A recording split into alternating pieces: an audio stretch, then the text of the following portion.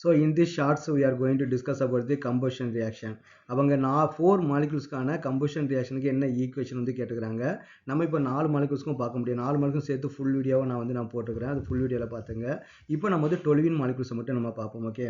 So toluene வந்து பாத்தீங்கன்னா ஒரு important aromatic compound. அப்ப tolueneோட ஸ்ட்ரக்சர் நமக்கு எப்படி இருக்கும்னு பாத்தீங்கன்னா இந்த மாதிரி தான் இருக்கும். ஒரு பென்சீன் ரிங் மேல வந்து நமக்கு வந்து CH3 வந்து இருக்கும். ஓகே. இது நமக்கு வந்து aromatic compound நமக்கு வந்து ரியாக்ஷன் எழுதும்போது நமக்கு வந்து more useful வந்து இருக்கும். tolueneோட ஸ்ட்ரக்சர் வந்து நீங்க தெரிஞ்சுக்கங்க. அப்ப tolueneோட molecular formula என்ன இருக்கும்? C7 கார்பன் ஆட்டம் வந்து இருக்கும். ஹைட்ரஜன் எத்தனை இருக்கும்? 1 2 3 4 5 plus 8 வந்து பாத்தீங்கன்னா H8 வந்து நமக்கு வந்து இருக்கும். ஓகே. அப்ப இது நமக்கு வந்து ஆக்சிஜன் கூட நமக்கு வந்து ரியாக்ட் பண்ணும்போது கம்பஷன் ரியாக்ஷனாலே நமக்கு ஆக்சிஜன் கூட ரியாக்ட் பண்ணும். அப்ப ரெண்டு ரியாக்ட் பண்ணும்போது நமக்கு என்ன கிடைக்கும்னு பாத்தீங்கன்னா கார்பன் டை ஆக்சைடு வந்து நமக்கு வந்து கிடைக்கும் இல்லையா? கொஞ்சம் தள்ளி எழுதிப்போம், பேலன்ஸ் பண்ணணும். அப்ப நமக்கு என்ன பண்ணா கார்பன் டை ஆக்சைடு. ஓகே, நமக்கு என்ன கிடைக்கும்னா கார்பன் டை ஆக்சைடு.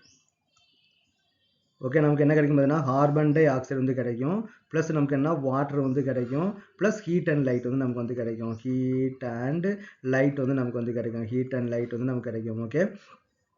அப்போ நம்ம இது வந்து பேலன்சிங் பண்ணுறதுக்கு வந்து நான் வந்து ஒரு ஷார்ட்கட் மெத்தட் வந்து சொல்லி கொடுத்துருக்கேன். இப்போ வந்து கார்பன் வந்து பார்த்தீங்கன்னா X number of carbon X ஆகும். நம்பர் ஆஃப் ஹைட்ரஜன் வந்து நம்ம வந்து ஒய்யும் எடுத்துக்கிட்டோம் அப்படின்னா நமக்கு வந்து ஆக்சிஜன் கூட நம்ம எத்தனை ஆக்சிஜன் கூட ரியாக்ட் ஆகும் பார்த்தீங்கன்னா X plus Y by 4 oxygen கூட வந்து நமக்கு வந்து ரியாக்ட் ஆகும். எத்தனை கார்பன் டை ஆக்சைடு வந்து ஃபார்ம் ஆகும்? எக்ஸ் கார்பன் டை ஆக்சைடு வந்து நமக்கு வந்து ஃபார்ம் ஆகும். Plus Y by two water molecule வந்து நமக்கு வந்து ஃபார்ம் ஆகும். அப்போ அது மாதிரி பார்த்தீங்கன்னா இங்கே எக்ஸ் இருக்கிற இடத்துல என்ன இருக்குது? 7 வந்து இருக்கு இல்லையா? அப்போ 7 கார்பன் டை ஆக்சைடு வந்து ஃபார்ம் ஆகும். ஒய்யில் பாதி வாட்டர் மாலிக்யூல் வந்து ஃபார்ம் ஆகும். அப்போ ஒய்யில் பாதி நமக்கு எவ்வளோ இருக்கும்? 4 வாட்டர் மாலிக்யூல் வந்து ஃபார்ம் ஆகும். அப்போ ஆக்சிஜன் வந்து எவ்வளோ ஃபார்ம் ஆகும்? எக்ஸ் வந்து 7.